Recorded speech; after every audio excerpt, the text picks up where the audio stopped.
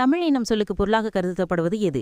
ஏ வலிமை, பி இனிமை, சி பழமை, டி உயர்வு. சரியான விடை பி இனிமை.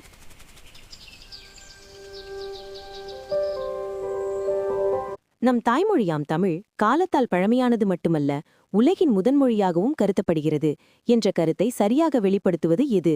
ஏ தமிழ் சமீப காலத்தில் உருவான மொழி, பி தமிழ் ஒரு பிராந்திய மொழி மட்டும், சி தமிழ் மிக பழமையானதும் முதன்மையான மொழியும், டி தமிழ் இலக்கிய மொழி அல்ல. சரியான விடை சி தமிழ் மிக பழமையானதும் முதன்மையான மொழியும். மனித வாழ்வின் ஒழுக்கம், பண்பு, சமூக நடைமுறை ஆகியவற்றிற்கு இலக்கண வடிவமளித்த மொழி என போற்றப்படுவது எது? ஏ சமஸ்கிருதம், பி பிராகிருதம், சி தமிழ், டி பாலி. சரியான விடை சி தமிழ்.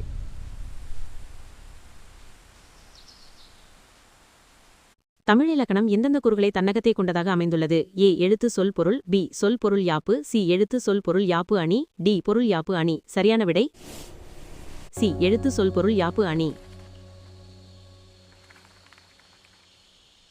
பின்வரும் சொற்களில் ந டன்னகரம் சரியாக இடம்பெற்றுள்ள சொல் எது? ஏ கணம், பி மணல், சி கனவு, டி தனி. சரியான விடை பி மணல்.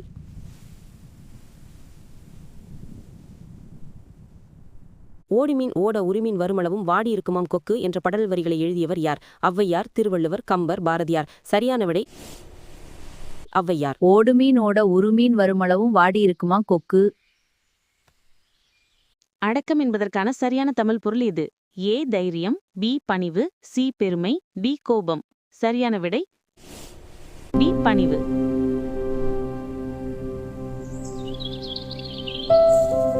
அறிவிலர் என்பதற்கான சரியான தமிழ் பொருள் எது?